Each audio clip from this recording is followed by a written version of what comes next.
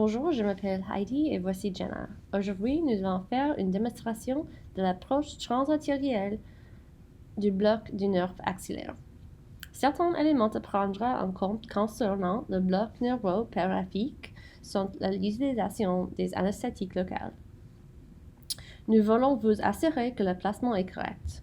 Nous ne voulons pas que l'anesthésique locale s'infiltre dans le système vasculaire, car nous savons tous que cela peut être très nocif pour nos patients et peut créer le syndrome LAST, la toxicité systémique de l'anesthésique locale.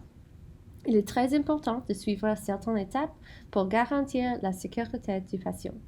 La première chose à faire est d'installer notre plateau. Les éléments de notre plateau sont les champs, les gants stériles, l'anesthésique locale, certains pour le bourrelet cutain et des autres pour le bloc nerveux, et maintenir la stérilité du plateau. Utilisons la bétadine pour stériliser la zone. Nous voulons utiliser une aiguille biseautée en baie parce qu'elle cause moins de traumatisme. Nous avons également besoin d'une seringue de 20 ml. Maintenant que notre table est installée et que nos fournitures sont prêtes, nous voulons positionner le patient et mettre les moniteurs en place. Nous voulons un électrocardiogramme, un oxymètre de pouls et la tension artérielle. Nous avons besoin d'ensemble des données vitales de base avant l'intervention et nous continuerons à surveiller le ECG et le saturomètre tout au long de l'intervention. Une fois le patient est décubitus dorsal, nous voulons mettre le bras en abduction pour rapport au corps. Nous ne voulons pas mettre le bras en hyperextension car cela peut entraver notre flux.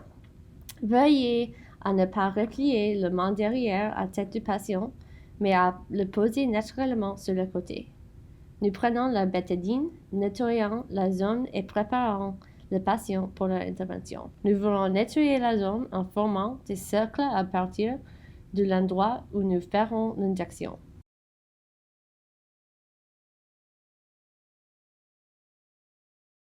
Une fois que la bétadine a été appliquée et qu'elle est asséchée, nous procédons au drapage en rappelant au patient qu'il doit détourner la tête de la zone.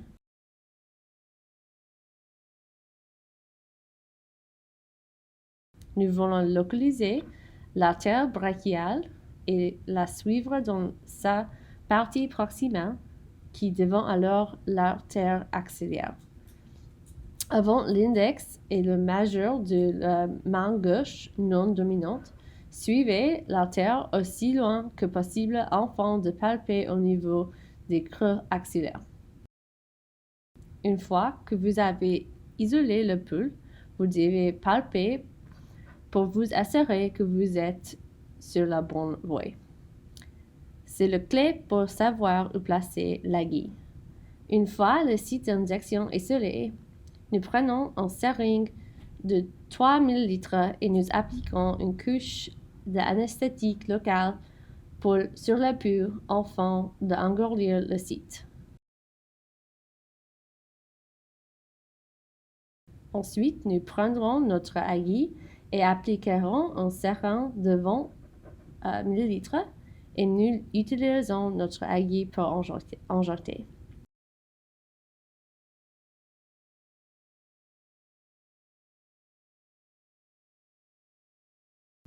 Nous avons nettoyé et drapé la zone et nous palpons l'artère brachiale qui se transforme ensuite en artère axillaire.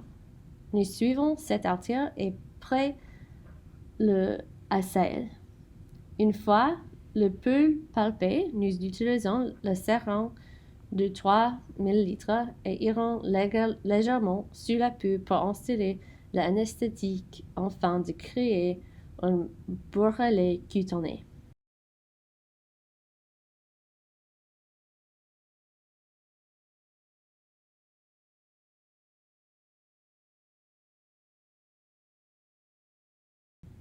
Après avoir indiqué l'heure locale, nous cessons notre aiguille et en utilisant l'aiguille biseautée B. Nous utilisons celle-ci parce qu'elle est moins traumatisante au moment de la pénétration. Nous utilisons cette aiguille parce qu'elle est moins traumatisante à l'entrée. Nous voulons viser un peu plus céphalique. Nous allons viser directement la terre et en espérant au fur et à mesure de notre progression. En avançant avec l'aiguille, en espérant constamment, vous remarquez que le sang rouge vif apparaît dans le cerveau lorsque vous traversez la terre. Vous continuerez doucement avec votre cathéter jusqu'à vous n'espérez plus de sang et à ce moment-là, vous instillerez un total de 8 ml d'anesthésique locale en espérant après avoir instillé 5 ml puis en instillant les 3 ml restants. Une fois que vous aurez instillé 8 ml, vous sortirez lentement par la terre, vous continuez d'aspirer et vous pourrez vérifier votre placement quand vous obtenez le sang rouge vif.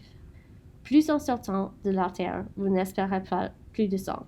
Une fois que vous aurez cessé d'aspirer le sang, vous administrez la deuxième dose de 8 ml d'anesthésique local en vous rappelant que 5 ml vous devrez aspirer pour vous assurer que vous n'êtes pas dans le système vasculaire. Une fois cette vérification faite, installez les 3 ml restants.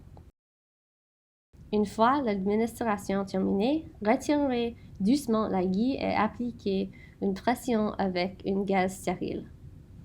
Le but de cette pression est d'empêcher le reflux de l'anesthésique local par le point de ponction que vous venez de créer.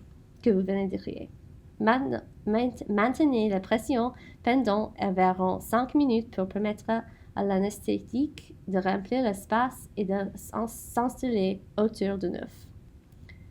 Pour revoir l'anatomie, le bloc du nerf axillaire couvrira les nerfs cubital, radial et médian, mais nous devons encore isoler et bloquer le nerf musculocutané. Cela nécessite une approche différente. Un petit rappel anatomique. Vous avez le biceps, le coracobrachial et le triceps. Notre objectif est de suivre la crête du coracobrachial. Nous voulons prendre les 5 derniers millilitres de notre anesthésique local et injecter à l'endroit où le coracobrachial se rencontre tout droit jusqu'à nous rencontrions l'os de humérus. Reculez 1 mm et injectez les 4 derniers millilitres.